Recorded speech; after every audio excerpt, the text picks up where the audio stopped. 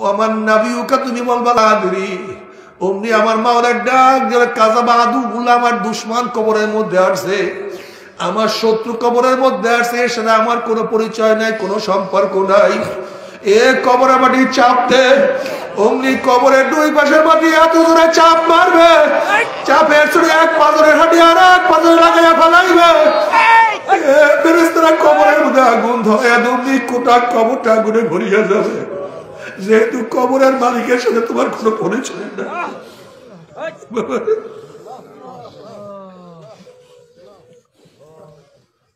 কবরের মালিকের সাথে পরিচয় না করিয়া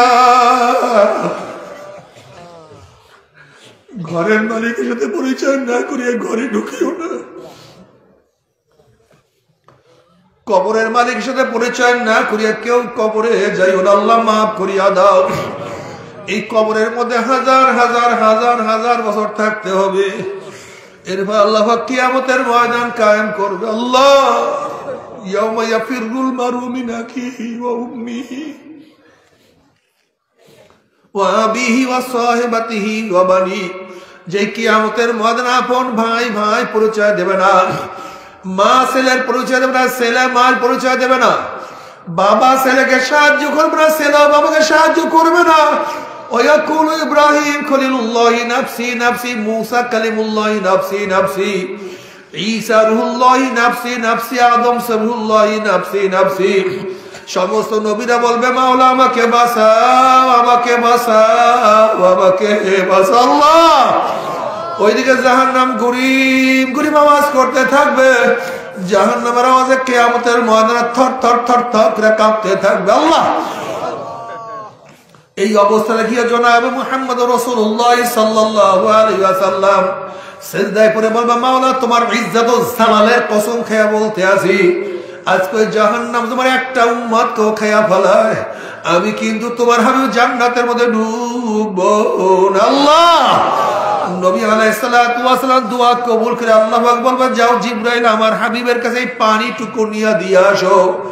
নবী আলাইহিস সালাতু ওয়াস সালাম যখন ওই পানি জাহান্নামের গায়ে ছিটা মারবে, জাহান্নাম ক্যাত ক্যাত ক্যাত ক্যাত করে পিছনে সরিয়া যাবে।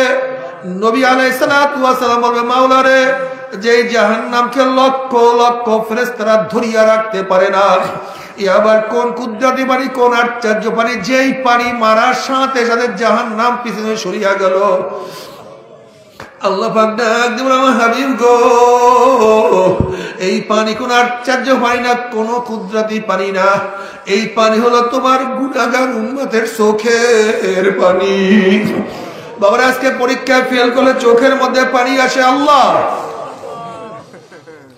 আজকে ব্যবসা লস করে চোখের মধ্যে পানি আসে, দুনিয়ার মামলায় পড়লে চোখের মধ্যে পানি আসে, দুনিয়ার বিপদে পড়লে চোখের মধ্যে পানি আসে। অথচ আখিরাতের 5টা মামলায় যে পড়িয়া গেলাম, মওতের মামলা, কবরের মামলা, কিয়ামতের মামলা, মিজানের মামলা, পুসরাতের মামলা, ওই মামলার চিন্তাতে চোখে পানি আসে। আল্লাহ বাবারে তুমি কি জানো চোখের পানির কত দাম? কিয়ামতের মধ্যে আল্লাহ এক ব্যক্তিকে জাহান্নামের ফয়সালা দিয়ে দিবে। অমনি চোখের একটা পশম বলবে মাওলানা তোমার নবী সত্য বলছে না মিথ্যা বলছে? আল্লাহ পাক বলবে আমার নবী যা বলছে সবই সত্য বলছে, মিথ্যা বলার তো প্রশ্নই হইতে পারে না। তখন চোখের পশম বলবে মাওলানা তোমার নবীর ঘোষণা মান বাকা মিন খাশিয়াতিল্লাহি হারামাল্লাহু তিলকাল আইন আলান নার। যে চক্ষু তোমার ভয়ে জাহান্নামের ভয়ে কাঁদবে, সেই চোখের উপরে তুমি জাহান্নামের আগুন হারাম করিয়া দিবা, এইটা তোমার নবীর ঘোষণা।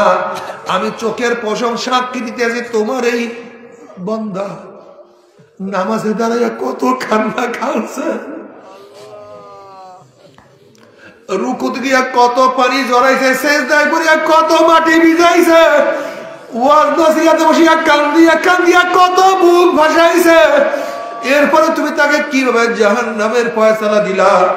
অমনি আমার মাওলা জিবরাইলকে ডাক দিও, জিবরাইল গোটা কিয়ামতের ময়দানে মানুষকে এলান করিয়া দে, জানাইয়া দে অমুকের ছেলে অমুককে আল্লাহ পাক রব্বুল আলামিন শুধুমাত্র চোখের একটা পশমের সাক্ষী এখানে আমার মাওলা মাফ করিয়া দিছে। আল্লাহ আল্লাহ তুমি কবুল করিয়া নাও। আল্লাহ তুমি আমাদের সবাইকে কবুল করিয়া নাও আল্লাহ চোখের পানিকে কবুল করিয়া নাও